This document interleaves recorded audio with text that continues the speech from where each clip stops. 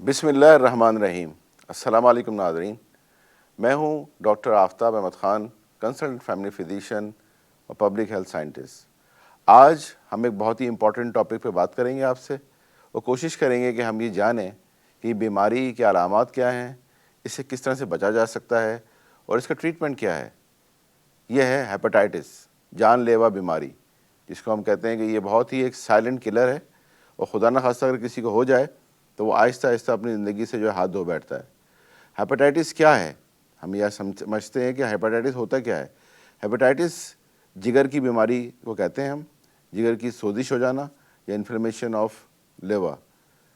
یہ ایک وائرس کی وجہ سے ہوتا ہے، جس کو اس کی بہت ساری قسمیں ہوتی ہیں۔ مثال کے طور پر hepatitis A, B, C, D اور ای، یہ 5 طرح کے جو وائرسز ہوتے ہیں، اس کی وجہ سے یہ ہیپاٹائٹس ہو سکتا ہے۔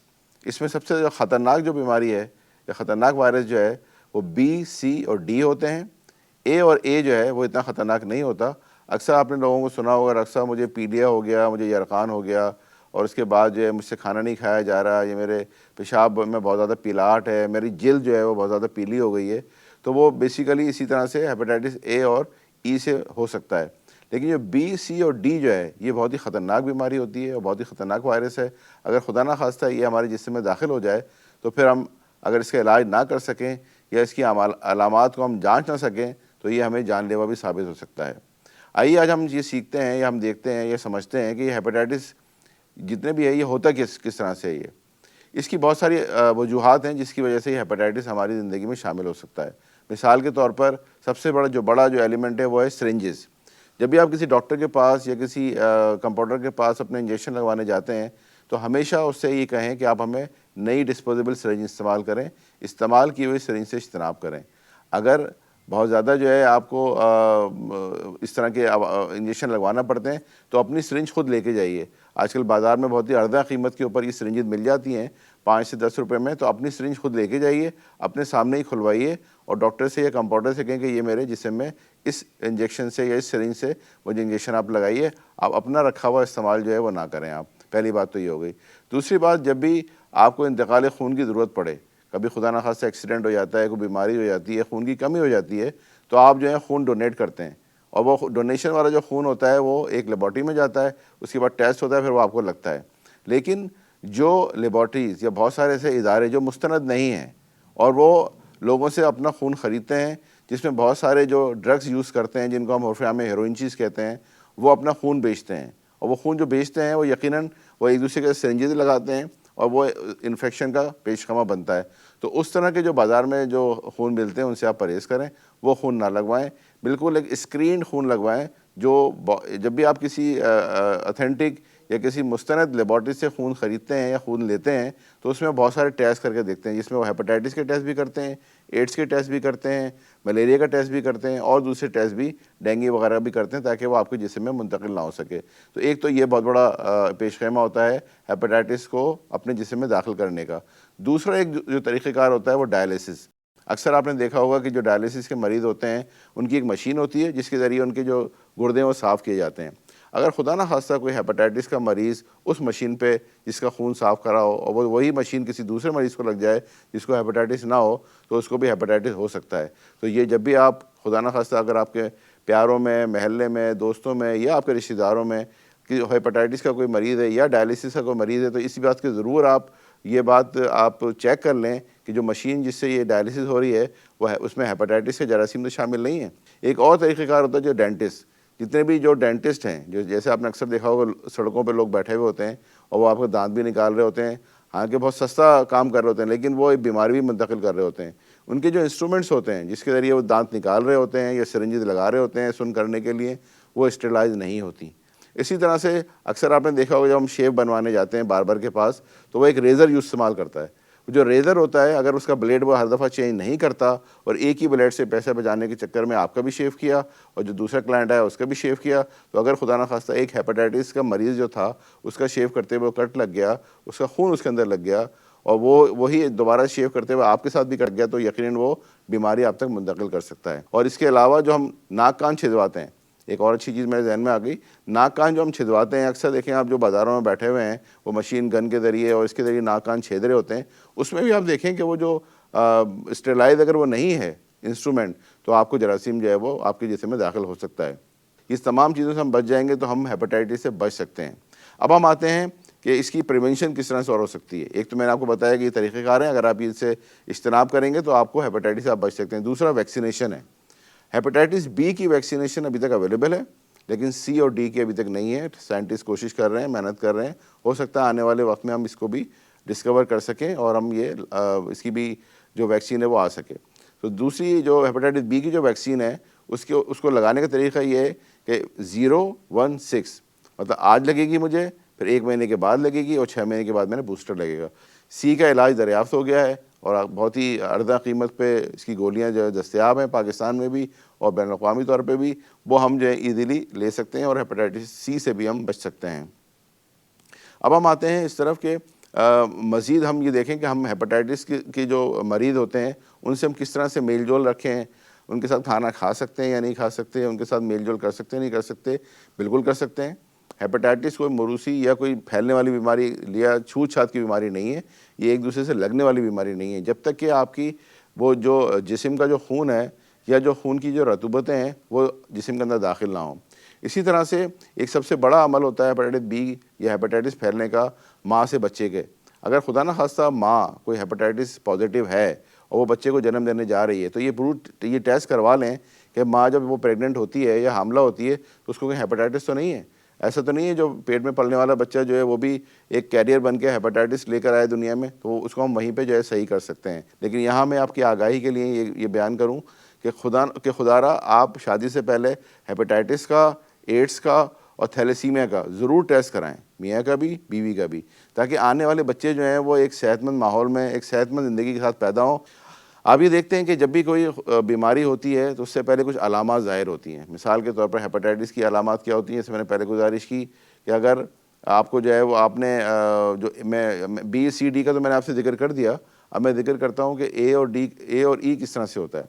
یہ بیسیکلی ہمارا جو کنٹامنیٹڈ واٹر ہوتا ہے، یعنی جو آلودہ پانی ہے وہ پینے سے ہو جاتا ہے، آلودہ چیزیں کھانے سے ہو جاتا ہے۔ جی میرے خیال میں کال آ رہی ہے، ہم اس سے کال لے لیتے ہیں۔ جی کالرز کچھ کہنا چاہ رہے ہیں، جی پلیز فرمائیے۔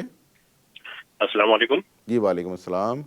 میں بلال حسین بات کر رہا ہوں حیدرآباد سے۔ جی فرمائیے۔ آپ سے پوچھنا یہ تھا کہ جو ہیپاٹائٹس جو ہے اس کی علامات کیا ہیں اور ہیپاٹائٹس کی کتنی قسمیں ہیں؟ جی بالکل، بہت شکریہ، جیسا کہ آپ نے بہت اچھا سوال کیا کہ ہیپاٹائٹس کی علامات کیا ہیں اور اس کی کتنی اقسام ہیں۔ اقسام تو میں آپ کو بیان کر چکا ہوں کہ ہیپاٹائٹس اے، بی، سی اور ڈی، ای 5 طرح کے ہیپاٹائٹس ہوتے ہیں ابھی تک جو دریافت ہوئے ہیں، جس میں اے اور ای کم خطرہ اس میں لاحق ہوتا ہے، لیکن بی، سی اور ڈی یہ زیادہ خطرناک ہوتے ہیں۔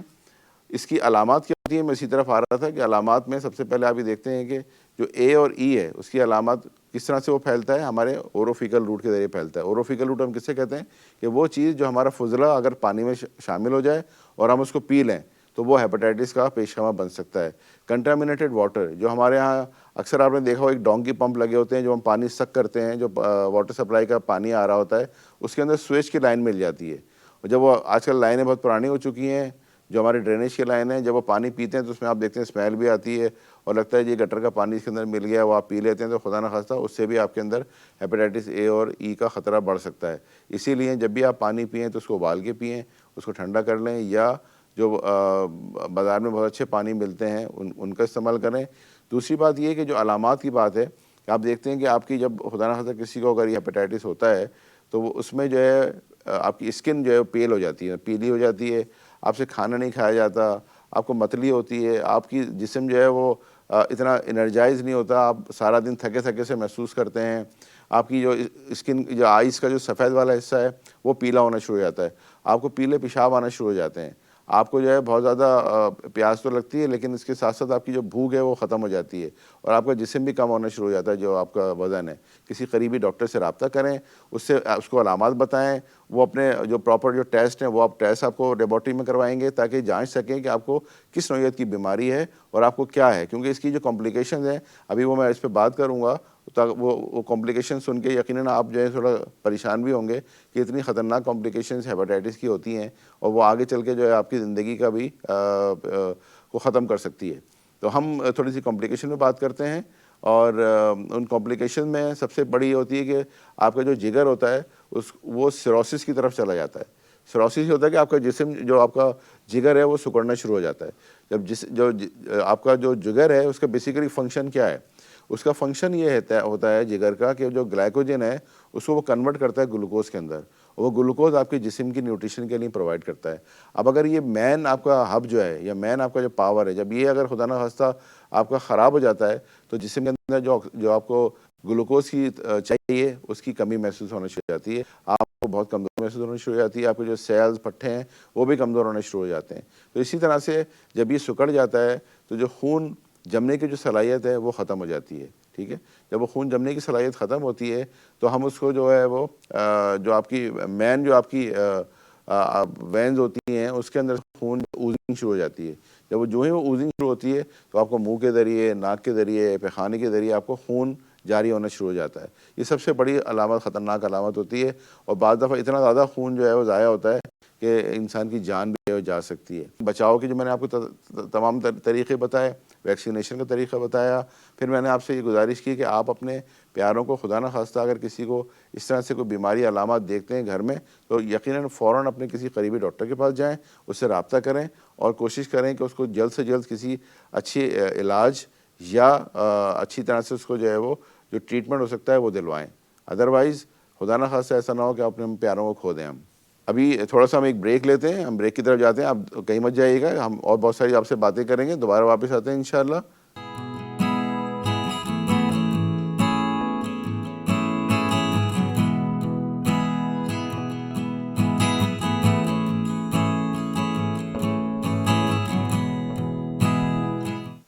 Welcome back. ہم دوبارہ حاضر ہوئے ہیں آپ کے پاس, اور ہم بات کر رہے ہیں ہیپاٹائٹس, جو ایک بہت ہی خطرناک بیماری ہے اور اکثر ہمارے معاشرے میں بہت پھیل رہی ہے, دنیا میں پھیلی ہے, پاکستان میں بھی بہت پھیل رہی ہے, اور اس سے بچا جا سکتا ہے. اس کی آگاہی اگر ہمیں حاصل ہو تو ہم اس سے بچ سکتے ہیں, اور اگر ہم آگاہی نہیں حاصل کریں گے تو یقیناً ہم بہت اس کا نقصان اٹھا سکتے ہیں.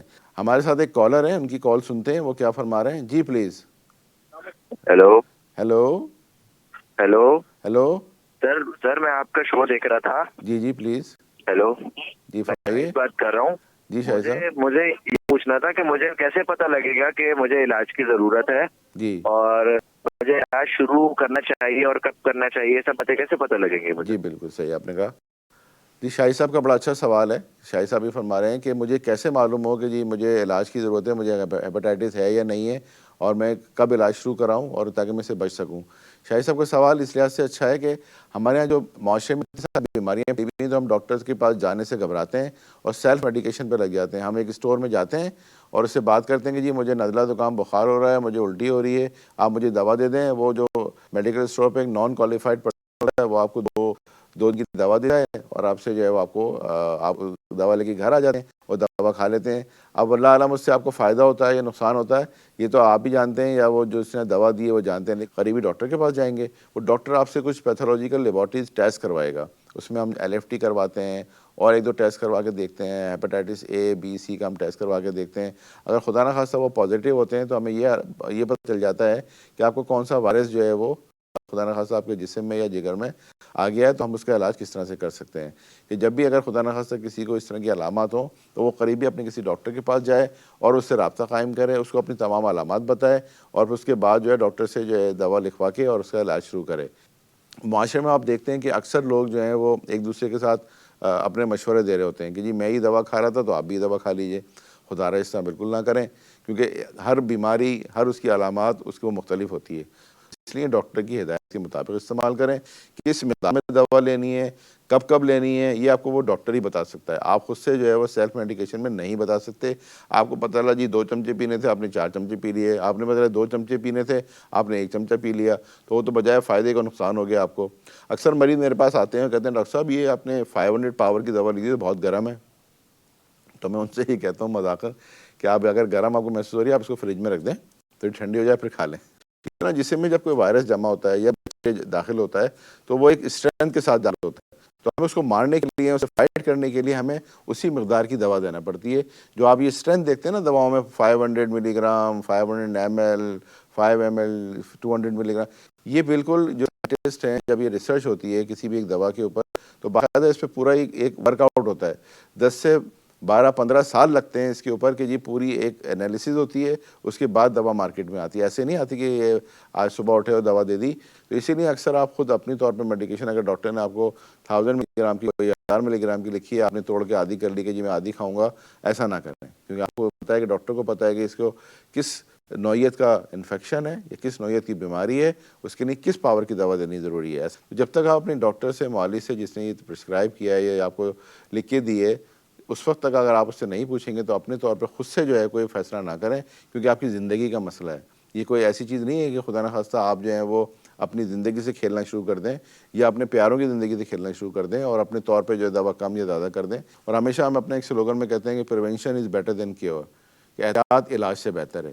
جتنی آپ زیادہ احتیاط کریں گے اتنے آپ علاج سے دور رہیں گے. جتنی آپ احتیاط نہیں کریں گے اتنے ہی آپ کو خدا نخواستہ بیماریاں اور دوسری چیزیں جو ہیں، آپ کے جیب پہ بھی بوجھ بنتا ہے، آپ کے جو ہے وہ جسم پہ بھی بوجھ بنتا ہے، آپ کی فیملی پہ بھی بوجھ بنتا ہے. تو بہتر یہ ہے کہ اس کی پریونشن کریں. جیسے میں نے آپ سے گزارش کی، ہیپاٹائٹس کی پریونشن ہے، آپ بچ سکتے ہیں، صرف آگاہی کی کمی. جو ہمارا آج کا موضوع ہے ہیپاٹائٹس، ہم کیونکہ بتا رہا تھا میں آپ کو شروع میں، جن لوگوں نے ہمیں ابھی جوائن کیا ہے ان کے لیے تھوڑا سا میں دوبارہ سے ایک ریویو کر دیتا ہوں کہ ہم نے ابھی کیا گفتگو کی. ہم نے بتایا کہ ہیپاٹائٹس کیوں ہوتا ہے، اس کی علامات کتنی ہیں، یہ کتنی طرح کا ہوتا ہے. جیسے میں نے کی کہ ہیپاٹائٹس جو ہے وہ انفلیمیشن آف لیور، جس کو جگر ہم کہتے ہیں، جگر کی سوزش ہو جاتی ہے. وہ کیوں ہو جاتی ہے، اس کی بہت سارے عوامل ہیں جس کی وجہ سے ہو جاتا ہے، جس میں ہم نے بتایا کہ جو سرنجز ہم استعمال کرتے ہیں ڈاکٹر کے پاس، اس سے ہو سکتا ہے.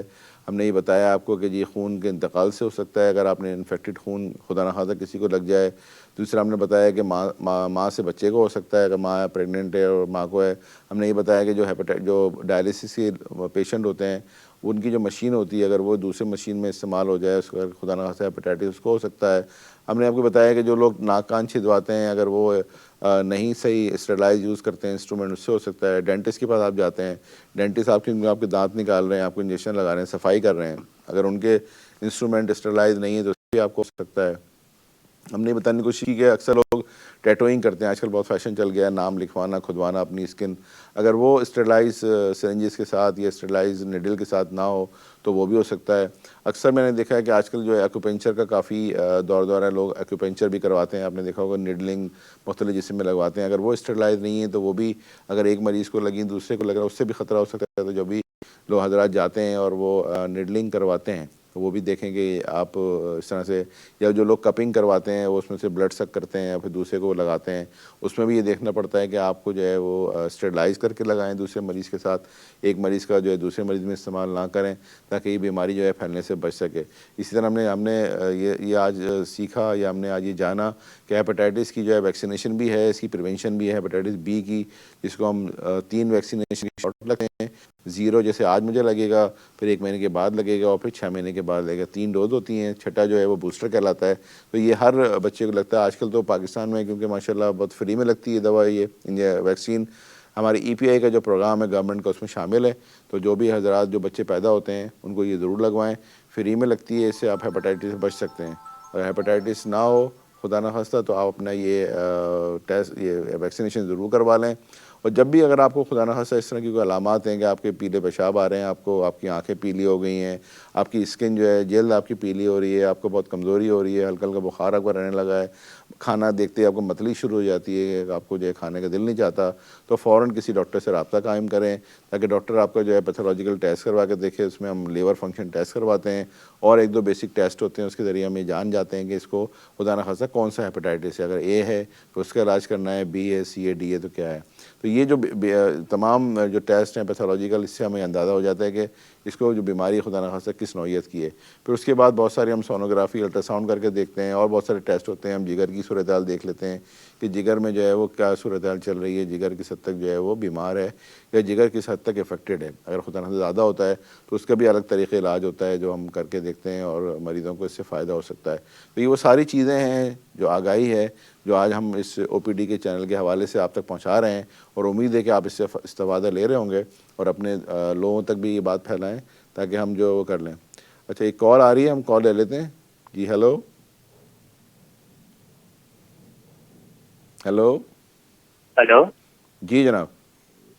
ہاں ڈاکٹر صاحب, جی سوال میرا یہ ہے کہ جی علاج سے کوئی ضمنی اثرات ہیں؟ دوبارہ فرمائیے گا, آپ کا کیا سوال ہے؟ سوال میرا یہ ہے کہ علاج کا کوئی ضمنی اثرات ہیں؟ اچھا علاج کے ضمنی اثرات ہیں.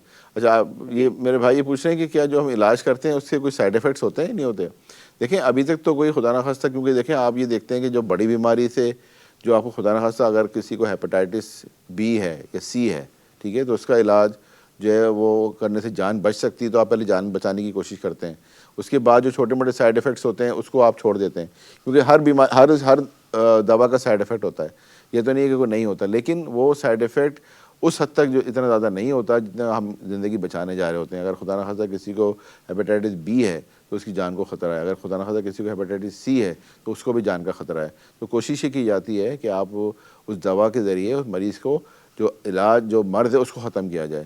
اس کے ساتھ چھوٹے موٹے سائیڈ ایفیکٹس ہیں وہ جو ہوتے ہیں وہ ہم دوسری طرح سے جو ہے دوا دے کے اس کو ہم صحیح کر سکتے ہیں. اتنا زیادہ کوئی مضر اثرات نہیں ہوتے ان دواؤں کے جو ہماری خدا نخواستہ زندگی پر اثر انداز ہوں, بجائے اس کے کہ ہم ڈیزیز کو جو ہے یا بیماری کو ہم صحیح کر سکیں. تو میں سمجھتا ہوں کہ یہ آپ کے سوال کا جواب آپ کو مل گیا ہوگا کہ اس کے کوئی بہت زیادہ سائیڈ ایفیکٹ نہیں ہوتے. یقیناً جو بھی دوائیں ہیں ان کے اپنے کچھ سائیڈ ایفیکٹس ہوتے ہیں, کیونکہ جب بھی یہ دوا جسم کے اندر جاتی ہے تو مختلف ادوار مختلف جگہوں سے اس کا جو ہے وہ دوا کا اثر انداز ہوتے ہوئے پھر وہ خارج ہوتی ہے. کچھ دوائیں ایسی ہوتی ہیں جو جسم میں ہمارے رہ جاتی ہیں, کچھ دوائیں جو ہماری پیشاب کے ذریعے اور ہمارے جو فضلہ ہے اس کے ذریعے خارج ہو جاتی ہیں, کچھ پسینے کے ذریعے خارج ہو جاتی ہیں اس طرح سے. تو وہ پھر جسم میں اللہ تعالیٰ اس کا اخراج کر دیتا ہے. ضروری نہیں کہ تمام جو آپ دوائیں کھاتے ہیں وہ جسم کے اندر ٹھہر جائیں اور آپ کو نقصان پہنچائیں اگر آپ اوور ڈوز نہیں کرتے ہیں. کیونکہ اسی لیے میں نے گزارش کی تھی آپ سے کہ ہر بیماری کی ہر دوا کی ایک ڈوز ہوتی ہے. وہ ڈوز جب تک آپ لیتے ہیں تو وہ آپ کے جسم کے لیے فائدہ مند رہتا ہے. اگر وہ ڈوز سے آپ زیادہ اجتناب کرتے ہیں, بڑھا دیتے ہیں, تو وہ آپ کو خدا نخواستہ جسم کو نقصان پہنچا سکتی ہے. اسی لیے جب بھی آپ میڈیکیشن کوئی بھی لیں تو وہ اپنے مستند ڈاکٹر سے مشورہ کے ساتھ لیں. سیلف میڈیکیشن کچھ نہ کریں کہ جی آج یہ کھا لیا یا وہ کر لیا. میں آپ سے گزارش کر رہا تھا کہ ہمارے معاشرے میں بہت ساری اس طرح کی چیزیں بھی پھیلی ہوئی ہیں کہ جب خدا نخواستہ کسی کو ہیپاٹائٹس ہو جاتا ہے تو ہم جھڑوانے چلے جاتے ہیں, وہ جناب ایک گنڈا جسم میں ڈال دیتے ہیں یا کوئی وہ پڑکے دے دیتے ہیں, تعویذ جو کرتے ہیں. دیکھیں میں اس کے خلاف نہیں ہوں, کیونکہ ظاہر ہے یہ ایک ہمارا طریقہ رائج ہے, لیکن اس کے ساتھ ساتھ آپ اپنے معالج سے ضرور رابطہ قائم کریں. آپ جو بھی اس طرح کی چیزیں کرتے ہیں وہ ضرور کریں, آپ اس میں منادی نہیں ہے, لیکن صرف اسی پہ نہ بیٹھے رہیں بلکہ کسی ڈاکٹر سے مشورہ کریں. ڈاکٹر کو بھی بتائیں ڈاکٹر صاحب میرے ساتھ یہ مسئلہ ہو رہا ہے, اس کا میں حل کیا ہے اس کا. تو ڈاکٹر صاحب آپ کو اس کا بہتر حل بتا سکتے ہیں, کیونکہ جتنی بھی یہ چیزیں ہیں یہ بہت پرانے طریقے سے چلی آ رہی ہیں اور ابھی تک ہمارے معاشرے میں رائج ہیں. جس میں وہ پانی کے ذریعے پیلیا بھی اتار دیتے ہیں, پانی کا وہ گنڈا بھی باندھ دیتے ہیں, وہ ڈوریاں بھی باندھ دیتے ہیں, بہت ساری چیزیں ہوتی ہیں. تو یہ چیزیں اپنی جگہ رائج ہیں, چلتی رہیں گی, لیکن اب ماڈرن دور میں آپ رہتے ہیں. اس ماڈرن دور میں نئی نئی جدید چیزیں آ گئی ہیں, علاج جدید آ گئے ہیں, نئی نئی انویسٹیگیشنز آ گئی ہیں, تو وہ اس سے فائدہ اٹھانا چاہیے ہمیں, نہ کہ یہ کہ ہم اس سے فائدہ نہ اٹھائیں. جب ہم اور دوسری چیزوں سے اس سائنس ٹیکنالوجی سے فائدہ اٹھا رہے ہیں, موبائل ہے, کیمراز ہیں, ہمارے جو ٹی وی ہے, بہت کتنی ساری چیزیں ہیں جس سے ہم فائدہ اٹھاتے ہیں, ٹرانسپورٹ ہے, تو ہم اپنی بیماری کو صحیح کرنے کے لیے ان چیزوں سے کیوں نہیں فائدہ اٹھا سکتے؟ یقیناً ہمیں اٹھانا چاہیے. اور ہم سمجھتے ہیں کہ ہمیں اس معاشرے میں رہتے ہوئے جو جدید طریقے علاج ہے, جو جدید تحقیق کے طریقہ کار ہیں, ان کو ہمیں اڈاپٹ کرنا چاہیے, ان کو ہمیں اس کو اپنے اوپر جو ہے وہ رائج کرنا چاہیے. چاہے وہ لیبارٹری کی صورت میں ہو, چاہے وہ الٹرا ساؤنڈ کی صورت میں ہو, چاہے وہ ڈاکٹر کے دواؤں کی صورت میں ہو, اس کو ہمیں ضرور جو ہے وہ چیزوں کو لینا چاہیے اور اپنے اوپر جو ہے وہ اپنی صحت کے لیے استعمال کر کے اپنے آپ کو زندگی کو ایک صحت مند زندگی کی طرح گزارنا چاہیے. اس کے ساتھ ہی اور بھی بہت ساری چیزیں جو میرے ذہن میں آ رہی ہیں آپ سے بات کرنے میں, کیونکہ اتنا بڑا لمبا ٹاپک ہے یہ, اگر میں بولتا رہوں تو آپ سنتے رہیں, لیکن اس میں بہت ساری جو بیسک چیزیں تھیں وہ ہم نے آج کوشش کی ہے کہ ہم بتائیں آپ کو.